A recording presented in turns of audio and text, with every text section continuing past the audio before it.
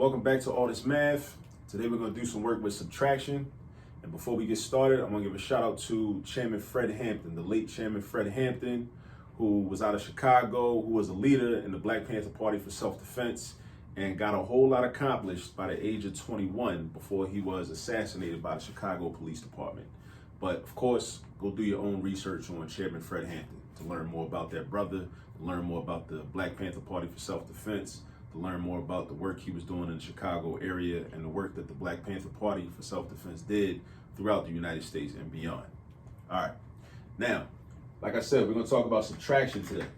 So first we look at this problem that's up on the board. We see negative 11 minus negative 11. So first thing I want you to do is I want you to recognize this as a double negative. All right, this is called a double negative. And when we say double negative, this negative sign that's in front of this 11 does not count. That's not included within that concept of the double negative. The double negative is when you have two minus signs that are next to each other. So here we got this minus sign, and even though this parenthesis is right here, you might say technically those minus signs are not next to each other, but what I mean is there's no number in between the negative signs, right? There's an 11 between these two negative signs, all right? But between these two negative signs, there's no additional number. So this is considered a double negative. So when you have minus a negative, that's considered a double negative, all right? So what you do when you see that is, there's a shortcut to this. Basically, you flip that into an addition problem. You change a double negative into an addition problem. That's what you do. So I would rewrite the problem like this. This is still going to be a negative 11, right? That's still going to be a negative 11. So I'm going to rewrite that as negative 11. But this minus minus right here, this minus negative, that's going to flip into a plus sign. You're going to change that into a plus sign. So when you're doing math problems, whenever you see a double negative, this is something that you can do, right? Whenever you see a double negative, this is something that you can do. Unless there's an exponent, because if there's an exponent involved, you got to follow the order of operations. And the order of operations will tell you to deal with that exponent first, which might actually cause the second negative sign to be eliminated anyway. You know what I'm saying? But in this case, there's no exponent. So we flip this double negative into a plus sign. So throw your plus sign right there, and now the 11 is still there, right? So now we got negative 11 plus 11. So now we have a simplified problem. Negative 11 plus 11. Now, another rule that you should understand is that whenever you have basically the same number, and one is negative and one is positive, and you add them together or you put them together, they're going to add up to zero because they're going to cancel out. They're going to cancel out, right?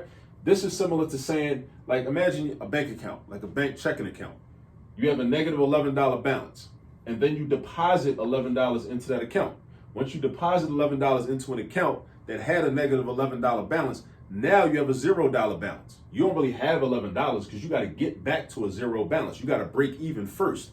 So this is going to, when you add 11 to this negative 11, that's going to become 0. All right? Or you can think about it like this. If you were on a number line, now I know in your classroom, your teacher probably got a number line up on the wall. You know what I'm saying? I highly recommend whenever you're doing addition and subtraction with positive and negative numbers, look at that number line. Look at that number line. Start with the negative 11, right? So imagine there was a negative 11 here, right? On this number line. Whenever you add, you move to the right on the number line. Whenever you subtract, you move to the left on the number line.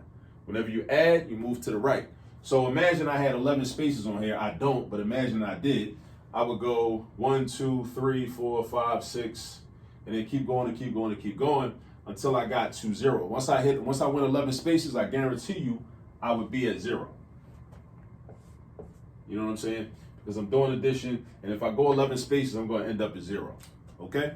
So that's just something light, basically. But the major takeaway for this is when you see two minus signs, right? Two minus signs, minus a negative, but this is called a negative sign because it's attached to the 11, but it's still a minus sign. So we have two minus signs, that's considered a double negative.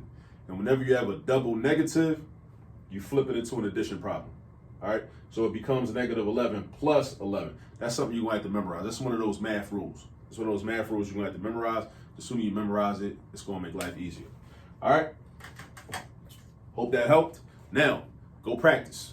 That's the next step. Always, I show you how to do it. Now, go find some practice. Do some practice with these problems. Until the next video, go get some practice.